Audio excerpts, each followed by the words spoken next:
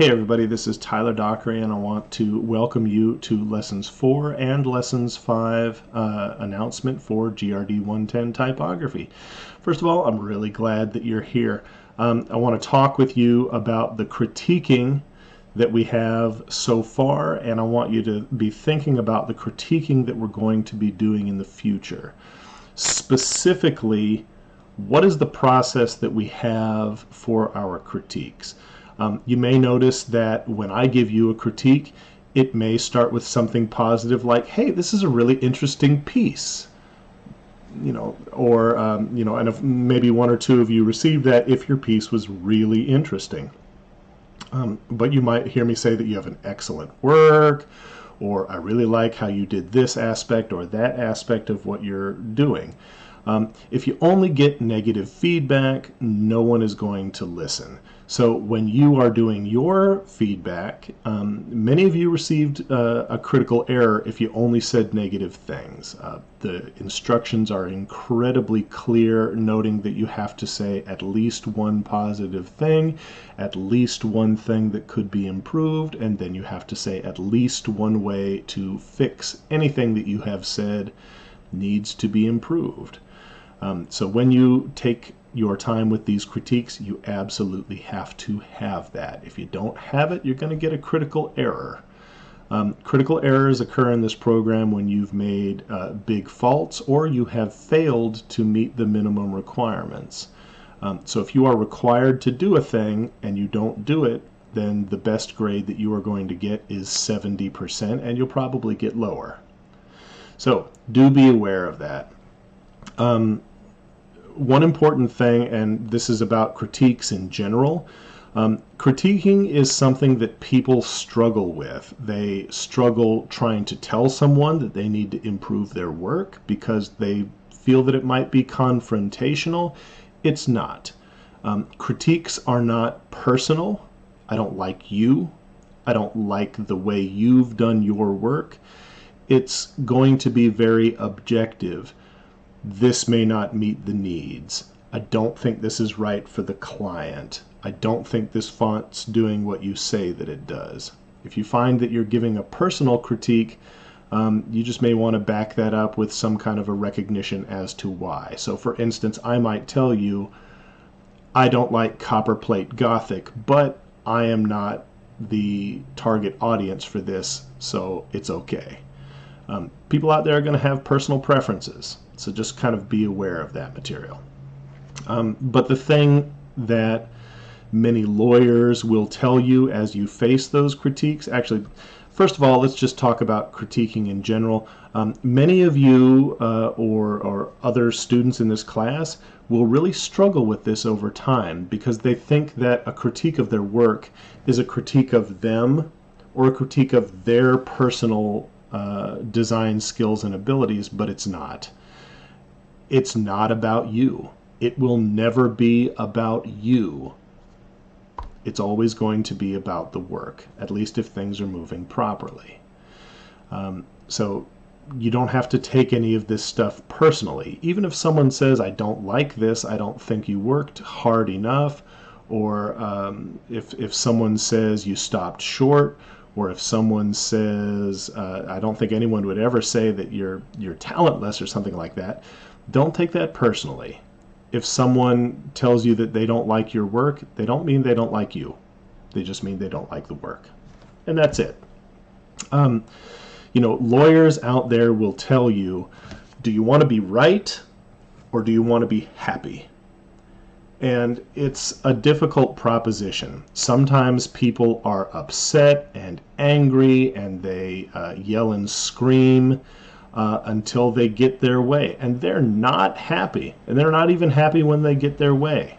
But you can understand it, come to grips with it, make changes for it, and emerge a better person. You can be happy even if you were in the right and something was wrong. Just understand, in the end, it's difficult. And if you find that somebody out there has said something and it feels like there's a terrible monster there that's like scratching and clawing or biting or whatever, I think more often than not you'll find that if you can grab that monster by the hand and rather than struggle with it, just take it down the road with you, you may come to find that it's not that bad after all.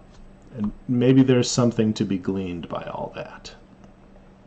When it comes to your work, and you'll be doing some work in this lesson, graphic design is not a battle to be won.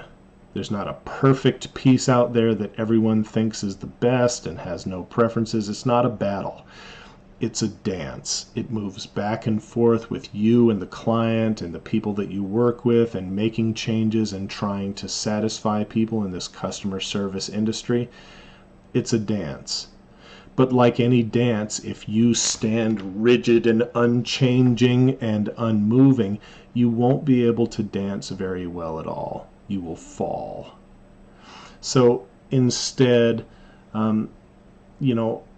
if it won't work for you, consider, rather than struggling against the feedback that you have, give it some space.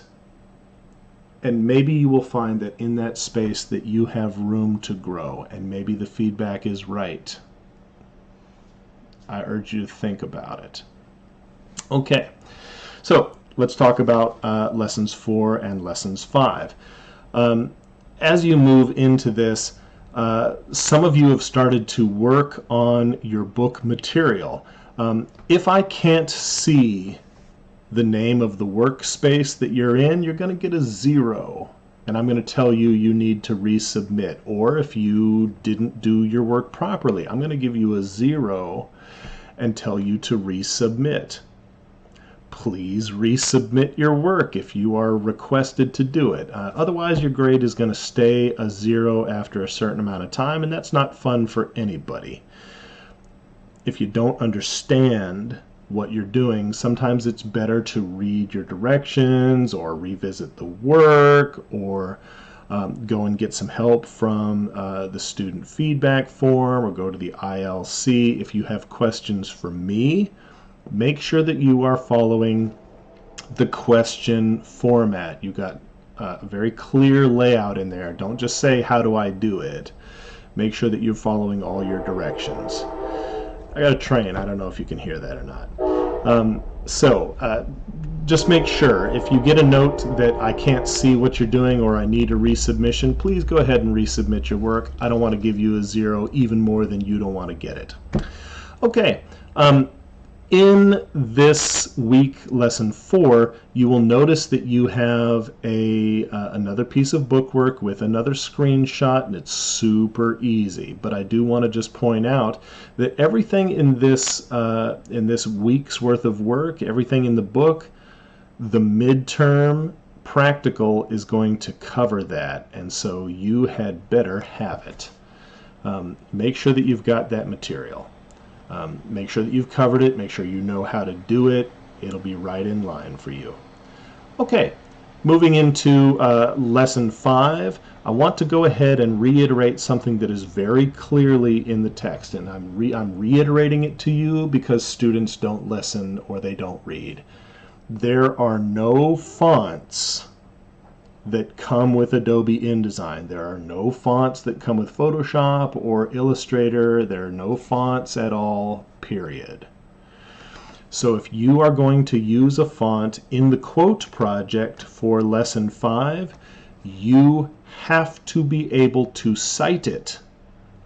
Otherwise, it's probably one that you cannot use.